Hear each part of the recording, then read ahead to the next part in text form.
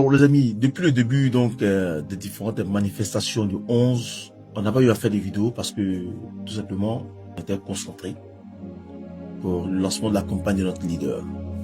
Alors moi c'est de loin que j'ai pu donc regarder l'actualité.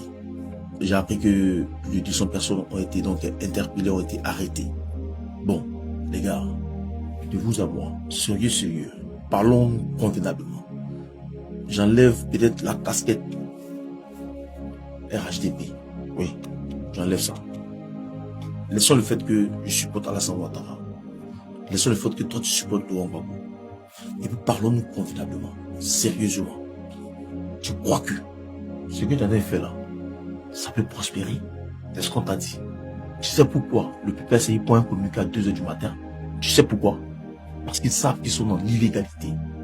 Certaines personnes diront, oui, en 2000, on l'a fait face à Guy Robert. Mais les gars, peut-être que vous oubliez un petit détail. En 2000, M. Laurent Gbagbo était candidat aux élections. En 2000, M. Laurent Gbagbo a compétit aux élections. En 2000, M. Laurent Gbagbo a fait campagne. Il a déployé les moyens, la logistique. En 2000, M. Laurent Gbagbo était face à Guy Robert, les deux personnalités de la Côte d'Ivoire qui étaient les plus vues. En 2000, M. Laurent Gbagbo pouvait protester, pouvait contester parce qu'il était candidat aux élections présidentielles. Il jouissait de ses droits civils et politiques.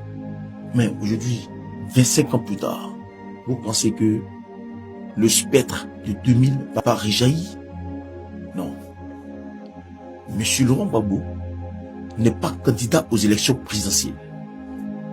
M. Laurent Gbagbo ne jouit pas de ses droits civils et politiques. M. Laurent Gbagbo n'est pas au-dessus de la loi. Bien vrai qu'il soit président d'un parti politique, n'est pas au-dessus de la loi. Vous pouvez manifester. Si dans un pays, tout va mal, vous pouvez manifester si vos enfants n'ont pas accès à l'école, n'ont pas accès à la santé, n'ont pas accès à la route, n'ont pas accès à l'électricité, à l'eau potable. Vous pouvez manifester, c'est votre droit. Mais en aucun cas dans le monde entier, il y a eu une manifestation pour des personnes qui ne sont pas sur la liste électorale, pour que ces personnes-là puissent être intégrées, pour que le processus électoral puisse être arrêté à cause d'une personne. Jamais ça n'existe dans le monde. Et ça n'existera jamais dans le monde. Donc tout ce qui va se passer là, ça sera cadeau. Parce que vous ne pouvez jamais gagner. Aucune organisation dans ce monde, je vous l'ai dit, vous donnera raison. Amnesty International vous donnera pas raison. Les organisations des droits de l'homme ne vous donneront pas raison. Parce que tout simplement, Laurent Gbagbo sait qu'il n'a pas raison devant l'ONU, n'a pas raison devant la Cour africaine, il n'a pas raison devant aucune juridiction de ce monde. Il sait. Donc il vous envoie partout. Ce qui va arriver là, c'est vos familles qui vont subir. Et personne, vous ne serez jamais des martyrs en Côte d'Ivoire. Ça ne pourra jamais prospérer. Parce que nous ne pouvons pas enlever Alassane Ouattara de cette manière.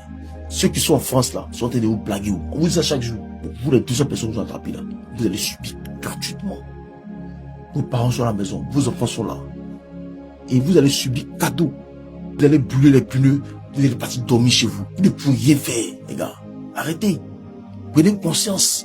Si vous voulez enlever Alassane Ouattara au pouvoir, voici la seule alternative. C'est d'aller dans les urnes. C'est d'aller retirer vos 4 électeurs et aller voter pour un candidat. Et Alassane Ouattara va tomber.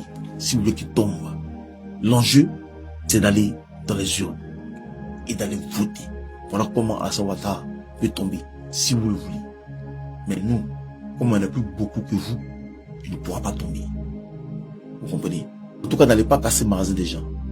Restez dans la rue là, vous allez faire parler de la police. Parce que quand vous allez casser le magasin des gens, ça ne sera plus une histoire de police, ça sera une histoire de population contre population.